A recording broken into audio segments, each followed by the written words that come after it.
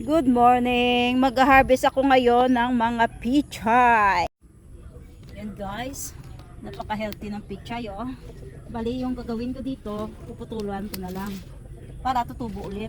Bunot guys. Yan. Ang ginagawa ko, pinuputulan ko lang. Tapos tutubo ulit. Ilang beses na ako nakapag-harvest dito. Pinuputulan lang. Makakatipid ka ng seeds. Kasi tutubo yan. So, yan guys, so ito napaka-healthy.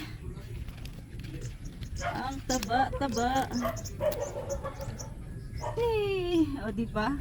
Kapag may itanim, may aanihin. Yan. Pinuputulan ko lang to guys ha. Yan tutubo uli yan.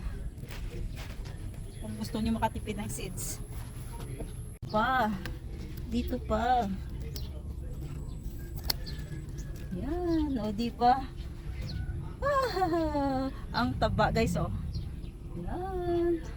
Ang taba ng pichay. Kalibre ng ulam guys, breakfast. Yan, dito tayo sa pak choy. Pak choy ang tawag dito sa Hong Kong. Iwan ko dito kung anong tawag nito. Chinese pichay. Sarap nito guys oh. Sarap nito ipa-fry lang sa garlic at saka oyster no. Yan. Tadaan! Ang daming na-harvest. Good morning! Yan yung na-harvest ko guys. Good morning, good morning. Yan.